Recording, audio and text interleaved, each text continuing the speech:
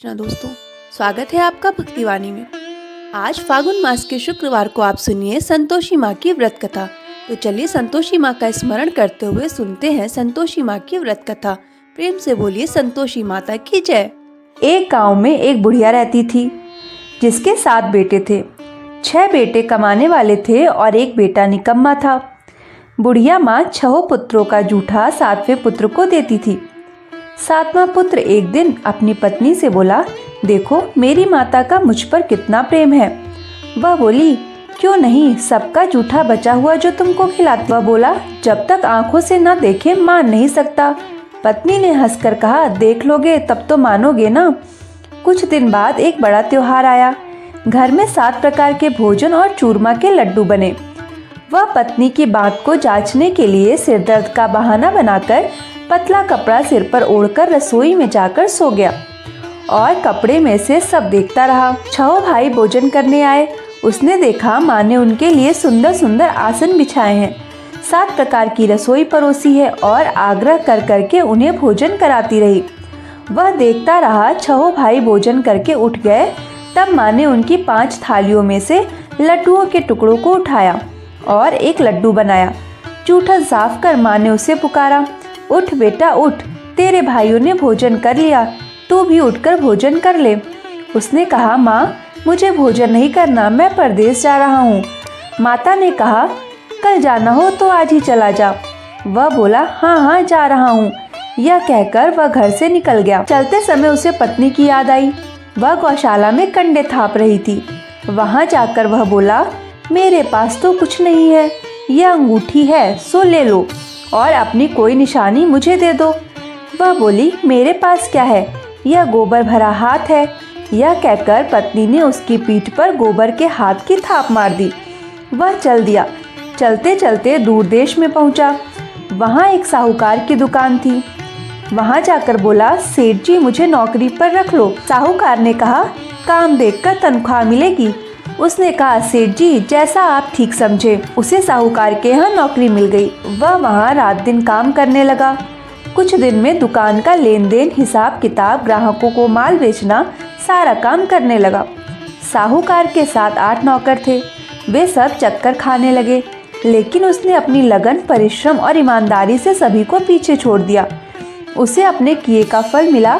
सेठ ने भी उसका काम देखा और 3 महीने में ही उसे उन मुनाफे में साझीदार बना लिया। परिश्रम करते करते 12 वर्ष में ही वह नगर का नामी सेठ बन गया और सेठ अपना सारा कारोबार उस पर छोड़कर बाहर चला गया। इधर उसकी पत्नी पर क्या बीती वह सुने। सास ससुर उसे दुख देने लगे। गृहस्थी का काम करवाकर उसे लकड़ी लेने जंगल में भेजते। इस बीच घर की रोटियों के आटे से जो भूसी निकलती उसकी रोटी बनाकर रख दी जाती और फूटे नारियल की नरेली में पानी दिया जाता। इस तरह दिन बीतते रहे। एक दिन वह जब जंगल में लकड़ी लेने जा रही थी तब उसे रास्ते में बहुत सी स्त्रियां संतोषी माता का व्रत करती दिखाई दी। यह वहां खड़ी होकर पूछने लगी, बहनों यह तुम किस देवता का व्रत कर रही हो और इसके करने से क्या फल होता है? इस व्रत के करने की क्या विधि है? यदि तुम अपने इस व्रत का विधान मुझसे समझाकर कहोगी तो मैं तुम्हारा बड़ा एहसान मानूंगी। उनमें से एक स्त्री बोली, सुनो यह संतोषी माता का व्रत है। इसके करने से निर्धनता, दरिद्रता का नाश होता है, लक्ष्मी आती है, मन की चिंताएं दूर होती हैं, मन को प्रसन्नता और शांति मिलती है, निपुति को पुत्र मिलता है, प्रीतम बाहर गया हो तो वह शीघ्र ही लौट आता है, कुंवारी कन्या को मनपसंद वर मिलता है, चलता मुकदमा खत्म हो जाता है, कलह क्लेश की निवृत्ति हो, मुख शांति होती है, घर में धन जमा हो, धन जायदाद का लाभ होता है तथा और भी मन में जो कुछ कामना हो सब संतोषी माता की कृपा से पूरी हो जाती है, इसमें संदेह नहीं है। वह पूछने लगी, यह व्रत कैसे किया जाता है, यह भी बताओ तो बड़ी कृपा होगी। वह स्त्री कहने लगी, बिना परेशानी, श्रद्धा और प्रेम से जितना भी बन सके प्रसाद लेना। 5.25 पैसे से 5.25 आने तक, इससे भी ज्यादा शक्ति और भक्ति के अनुसार गुड़ और चना लेना। हर शुक्रवार को निराहार रहकर कथा कहना और इसका श्रवण करना। इसके बीच क्रम नहीं टूटने चाहिए। लगातार नियम पालन करना। सुनने वाला कोई न मिले तो घी का दीपक जलाकर उसके आगे जल के पात्र को रखकर कथा कहना, परंतु नियम न टूटे। जब तक कार्य सिद्ध न हो नियम पालन करना और कार्य सिद्ध हो जाने पर व्रत का उद्यापन करना। 3 मास में माता पूरा फल प्रदान करती है। यदि किसी के ग्रह खोटे हों तो भी माता 1 वर्ष में अवश्य उनको अनुकूल कर देती हैं। कार्य सिद्ध होने पर ही उद्यापन करना चाहिए, बीच में नहीं। उद्यापन से 2.5 सेर आटे का खाजा तथा उसी अनुसार खीर तथा चने का साग बनाना चाहिए। 8 बच्चों को भोजन कराना, जहाँ तक मिले देवर, जेठ, भाई, बंधु, कुटुंब के लड़के लेना, ना मिले तो रिश्तेदारों और पड़ोसियों के लड़के बुलाना। उन्हें भोजन करा यथाशक्ति दक्षिणा देना। माता का नियम पूरा करना। ध्यान रखना उस दिन घर में कोई खटाई न खाए। यह सुन वह वहाँ से चल दी। रास्ते में लकड़ी के बोझ को बेच दिया और उन पैसों में गुड़ चना ले माता के व्रत की तैयारी कर आगे चली। रास्ते में संतोषी माता के मंदिर में जा माता के चरणों में लौटने लगी। विनती करने लगी, माँ मैं दीन हूँ, निपट मूर्ख हूँ, व्रत के नियम कुछ नहीं जानती, मैं बहुत दुखी हूँ। हे माता मेरा दुख दूर कर, मैं तेरी शरण में हूँ। माता को दया आई। एक शुक्रवार बीता कि दूसरे शुक्रवार को ही उसके पति का पत्र आया और तीसरे शुक्रवार को उसका भेजा हुआ पैसा पहुंचा। यह देखकर जेठानी मुँह, इतने दिनों बाद इतना पैसा आया है, इसमें क्या बड़ाई है।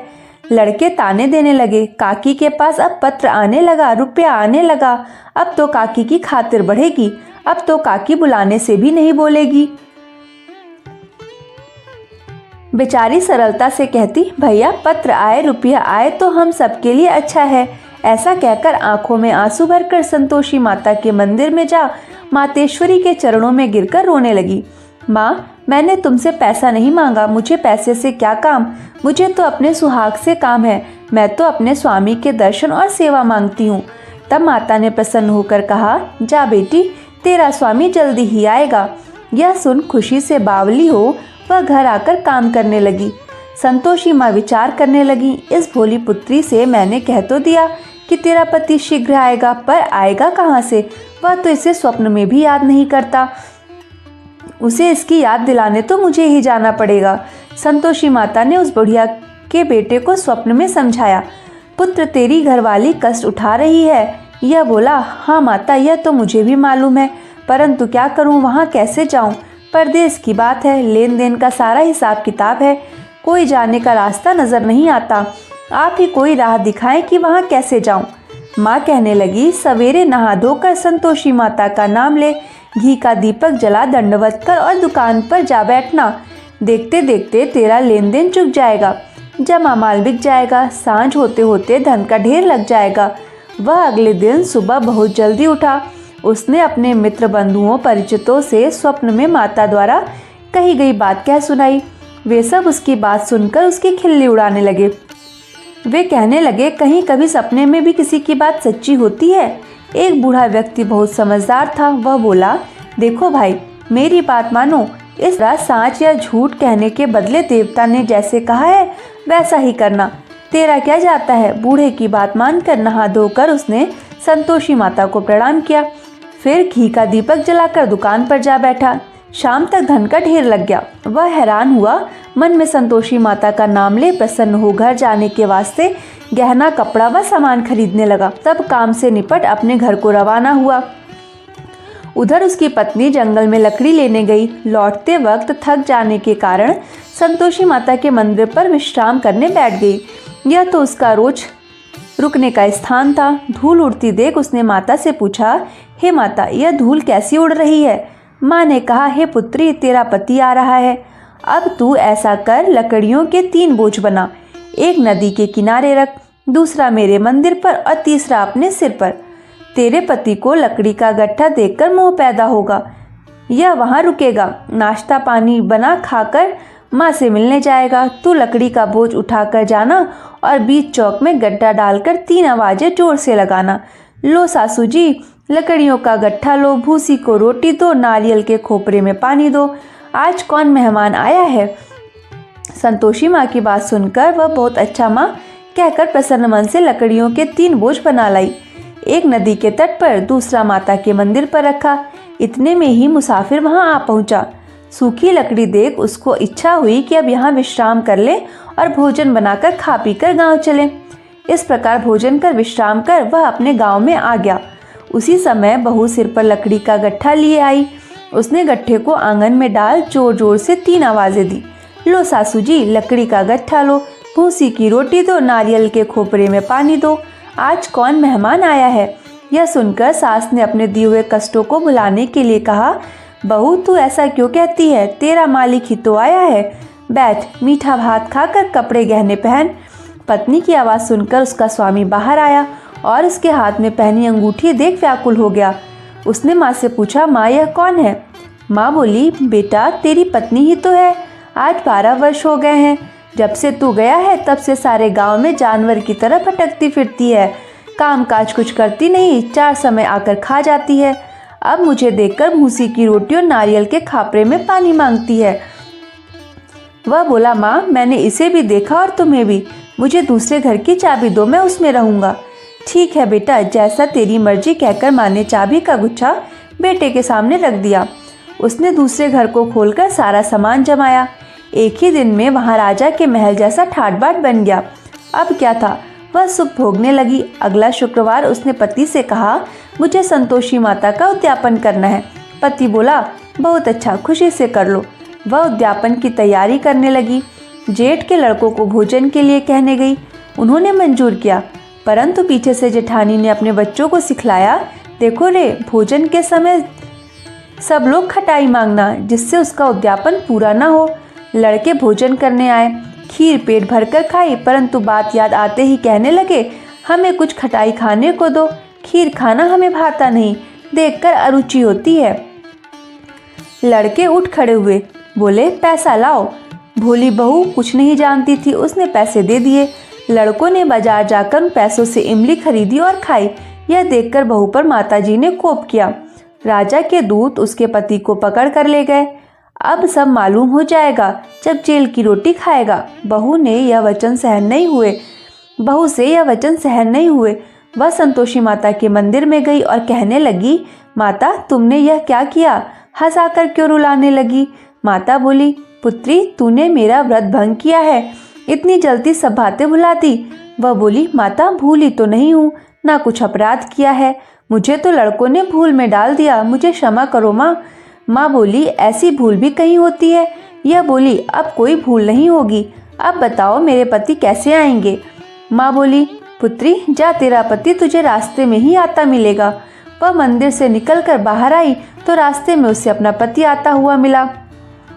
उसने पूछा, कहाँ गए थे। वह बोला, इतना धन जो कमाया है उसका कर राजा ने मांगा था, वह भरने गया था। वह प्रसन्न होकर बोली, भला हुआ, अब घर चलो। फिर अगला शुक्रवार आया। वह बोली, मुझे माता का उद्यापन करना है। पति ने कहा, ठीक है करो। वह फिर जेठ के लड़कों से भोजन को कहने गई। जेठानी ने लड़कों को सिखा दिया कि तुम पहले ही खटाई मांगना।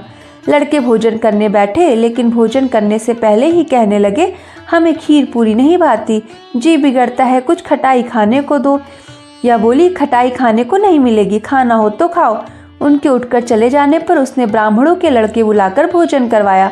दक्षिणा की जगह उन्हें एक एक फल दिया। इससे संतोषी माता प्रसन्न हो गई। माता की कृपा से 9 माह बाद उसको चंद्रमा के समान एक सुंदर पुत्र हुआ। पुत्र को लेकर वह प्रतिदिन संतोषी माता के मंदिर में जाने लगी। माँ ने सोचा कि यह रोज आती है, आज क्यों ना मैं ही इसके घर चलूं, इसका आसरा देखूं तो सही। यह विचार कर माता ने भयानक रूप बनाया। गुड़ और चने से सना मुख, ऊपर से मुंड के समान होठ, उस पर मक्खियां भिनभिना रही थीं। दहलीज में पैर रखते ही उसकी सास चिल्लाई, देखो रे, कोई चुड़ैल डाकनी चली आ रही, लड़कों इसे भगाओ, नहीं तो सबको खा जाएगी। बहू रोशनदान से देख रही थी, वहीं प्रसन्न हो उठी। आज मेरी माता मेरे घर आई। सास क्रोध में भरकर बोली, अरे रांड, इसे देख कैसी उतावली हुई है, जो बच्चे को पटक दिया। इतने में माँ प्रताप से जहाँ देखो वहाँ लड़के ही लड़के नजर आने लगे। यह बोली, माँ जी, मैं जिनका व्रत करती हूँ यह वही संतोषी माता है। इतना कह के उसने झट से घर के सारे किवाड़ खोल दिए। सब ने माता के चरण पकड़ लिए और विनती कर कहने लगे, हे माता, हम मूर्ख हैं, अज्ञानी हैं, तुम्हारे व्रत की विधि हम नहीं जानते, तुम्हारा व्रत भंग कर हमने बड़ा अपराध किया है। हे माता, आप हमारे अपराधों को क्षमा करो।